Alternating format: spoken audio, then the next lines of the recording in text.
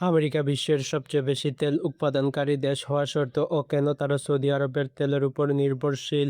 এর মূল কারণ হলো গত কয়েক বছর ধরে আমেরিকা ও সৌদি আরবের মধ্যে একটি শক্তিশালী ও কৌশলগত সম্পর্ক রয়েছে, যেখানে আমেরিকা সৌদি আরবকে সামরিক সুরক্ষা দিবে এবং বিনিময়ে সৌদি আরব তাদেরকে তেল সরবরাহ করবে। এই দুই দেশের মধ্যে এই সম্পর্কের শুরু হয়েছিল বিংশ শতাব্দীতে, যখন তারা একে অপরের সাথে নিজেদের স্বার্থে সহযোগিতা করতে শুরু করেছিল। সেই সময় সৌদি আরব একটি দরিদ্র দেশ ছিল যা বাকি দুনিয়া থেকে বিচ্ছিন্ন ছিল। সৌদি আরব তখনও তাদের প্রাকৃতিক সম্পদের সন্ধান খুঁজে পায়নি। তখনকার সময়ে পুরো সৌদি আরবের অর্থনীতি চলত বিভিন্ন দেশ থেকে আসা মুসলিম হাজিদের দ্বারা। হঠাৎ করে 1933 সালে সবকিছু বদলে যায়। তৎকালীন সৌদি বাদশাহ Abdul Aziz bin Saud America company Standard Oil of ক্যালিফোর্নিয়ার সাথে একটি চুক্তি স্বাক্ষর করলেন। চুক্তি অনুযায়ী তারা সৌদি আরবের প্রাকৃতিক তেল অনুসন্ধানে সাহায্য করবে। একটানা ৫ বছর চেষ্টা করার পর ১৯৩৮ সালে সৌদি আরবের পূর্ব দিকে অবস্থিত দাহরান শহরের কাছে তেলের বিশাল মজুদ পাওয়া গেল। এরপর ১৯৪৫ সালে আমেরিকার প্রেসিডেন্ট রুজভেল্ট ও আব্দুল আজিজ বিন সৌদ তারা ব্যক্তিগতভাবে সাক্ষাৎ করলেন এবং তাদের মধ্যে একটি ঐতিহাসিক চুক্তি স্বাক্ষরিত হয়। চুক্তিতে স্থির হলো আমেরিকা তাদেরকে সামরিক সুরক্ষা দিবে, বিনিময়ে সৌদি আরব আমেরিকা ও তার মিত্র দেশগুলোকে তেল সরবরাহ করতে থাকবে। দ্বিতীয় বিশ্বযুদ্ধের পর ১৯৫০ থেকে ১৯৯০ সালের মধ্যে পুরো বিশ্ব একটি স্নায়ুযুদ্ধের কবলে ছিল।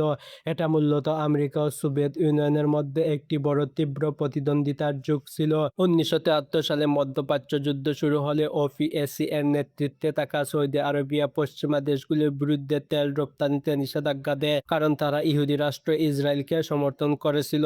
এর ফলে পুরো বিশ্বে তেলের দাম হঠাৎ করে অনেক বেড়ে যায়। আমেরিকা সহ পশ্চিমা দেশগুলো বড় অর্থনৈতিক সংকটে পড়ে।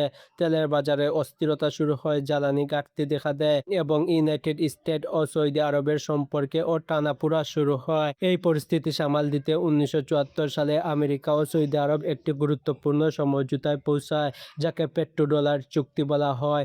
এর বিনিময়ে যুক্তরাষ্ট্র সৌদি আরবকে সামরিক নিরাপত্তা ও অর্থনৈতিক সহযোগিতা দেয়। এতে দুই দেশের সম্পর্ক আরও শক্তিশালী হয় এবং সৌদি আরব মধ্যপ্রাচ্যে একটি গুরুত্বপূর্ণ কৌশলগত অংশীদার হয়ে ওঠে। সৌদি আরবের পূর্ব দিকে রয়েছে পার্সিয়ান গালফ। এটি এমন একটি এলাকা যেখানে পৃথিবীর সবচেয়ে বেশি তেলের মজুদ রয়েছে, আর দুনিয়ার সবচেয়ে বেশি উত্তেজনা এখান থেকে সৃষ্টি হয়। ভৌগোলিকভাবে এই এলাকা ইরান, ইরাক, কাতারের সাথে সংযুক্ত। যদি আমরা ইরানের কথা বলি, তাহলে ১৯৭৯ সালের আগে সে আমেরিকার সবচেয়ে ঘনিষ্ঠ বন্ধু ছিল। কিন্তু এই সম্পর্ক ১৯৭৯ সালের ইরানীয় বিপ্লবের পর অনেকটা নাটকীয়ভাবে বদলে যায়। আর তখন থেকে ইরান পশ্চিমাদের বারবার হুমকি দিয়ে আসতেছে যে তারা যেকোনো সময় হরমুজ প্রণালী বন্ধ করে দিবে।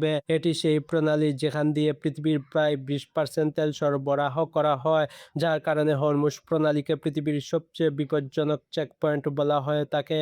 ইরান যদি কোনো কারণে স্থায়ীভাবে হরমুজ প্রণালী বন্ধ করে দেয়, তাহলে পুরো বিশ্বে জ্বালানি সংকট দেখা দিবে। অন্যদিকে হরমুজ প্রণালী চীন ও ভারতের জন্য অত্যন্ত গুরুত্বপূর্ণ, কারণ তারা তাদের ৫০% এরও বেশি তেল মধ্যপ্রাচ্য থেকে আমদানি করে। কোনো কারণে যদি হরমুজ প্রণালী বন্ধ হয়ে যায়, তাহলে চীনের জ্বালানি সংকট এর চাহিদা মেটাতে হলে রাশিয়ার সাহায্য নিতে হবে। আবার সৌদি আরবের পশ্চিম দিকে রয়েছে রেড সি, যা অত্যন্ত গুরুত্বপূর্ণ একটি সমুদ্রপথ। এটি ইউরোপ, আফ্রিকা ও এশিয়ার সংযোগস্থলে অবস্থিত। পুরো পৃথিবীর ১২% বাণিজ্যিক জাহাজ বাব আল মান্দাব প্রণালী দিয়ে যাতায়াত করে, আর এটিকে বলা হয় পৃথিবীর দ্বিতীয় বৃহত্তম চেকপয়েন্ট। এখন এই চেকপয়েন্টের সবচেয়ে কাছে যে দেশটি রয়েছে সেটি হলো ইয়েমেন, যা ইরান সমর্থিত হুতিদের নিয়ন্ত্রণে রয়েছে, এবং এই হুতিরাই এখান দিয়ে যাওয়া আমেরিকান ও ইসরায়েলি জাহাজগুলোকে লক্ষ্যবস্তু করে আক্রমণ করে। ১৯৯০-এর দশকে একটি বড় সংকট দেখা দেয় যখন সাদ্দাম হোসেন কুয়েত আক্রমণ করলেন। এটা সৌদি আরবের জন্য একটি অনেক বড় হুমকি ছিল, কারণ ইরাকের সেনাবাহিনী এখন সৌদি সীমানার একদম কাছে ছিল। এই ভয়ে সৌদি আরব আমেরিকার কাছে অনুরোধ করলো যে আমাকে রক্ষা করো। এর জবাবে আমেরিকা অপারেশন ডেজার্ট শিল্ড চালু করলো এবং তার ৫ লাখ সৈন্য সৌদি আরব ও গালফ অঞ্চলে পাঠিয়ে দিল। দ্বিতীয় বিশ্বযুদ্ধের পর এটাই প্রথমবার ছিল যে আমেরিকা এত বেশি সৈন্য কোথাও মোতায়েন করেছিল। ১৯৯১ সালে গালফ যুদ্ধ শুরু হয়ে গেল এবং আমেরিকার নেতৃত্বাধীন বাহিনী ইরাকি সেনাবাহিনীকে পিছিয়ে দিয়ে কুয়েতকে মুক্ত করে নিল, সৌদি আরবকেও রক্ষা করল। এই পুরো সময় আমেরিকা সৌদি আরবের স্থায়ী সামরিক ঘাঁটি তৈরি করে নিল এবং এই ঘাঁটিগুলো পরে মধ্যপ্রাচ্যে আমেরিকার প্রভাব বাড়াতে অনেক গুরুত্বপূর্ণ ভূমিকা পালন করল। কিন্তু এই সম্পর্কের একটি বড় ফাটল হলো 9/11 এর পরে যখন বেশ কিছু রিপোর্টে এই বিষয়টি সামনে এলো যে ১৯ জনের মধ্যে ১৫ জন হাইজ্যাকার সৌদি নাগরিক ছিলেন। এরপর সৌদি আরবের উপর আঙ্গুল উঠতে শুরু করে। কিন্তু এই ২ দেশ অনেক কৌশলগতভাবে এই বিষয়টিকে সামলিয়ে নেয়। এই সম্পর্ক আরও মজবুত হলো ২০০৩ সালে যখন আমেরিকা সাদ্দাম হোসেনের সরকারকে উৎখাত করতে ইরাকে আক্রমণ করল।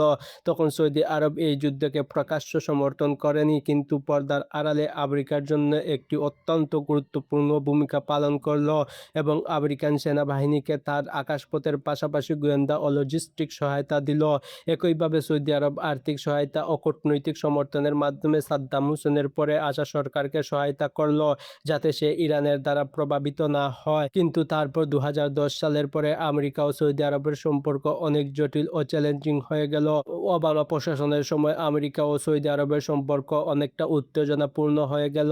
ওবামা সরকার সৌদি আরবকে মানবাধিকার ও ইয়েমেনের যুদ্ধের মতো ইস্যুতে সমালোচনা করতে শুরু করলেন। এভাবে যখন আমেরিকা ও ইরান ২০১৫ সালে পরমাণু চুক্তি করল, তখন সৌদি আরব অনেক জোরালোভাবে তার বিরোধিতা করল, কারণ সৌদি আরব এই চুক্তিকে তার নিরাপত্তার জন্য একটি হুমকি মনে করত। কারণ এই চুক্তি ইরানকে শক্তিশালী করতে চেয়েছিল, যা ছিল তার সবচেয়ে বড় আঞ্চলিক প্রতিদ্বন্দ্বী।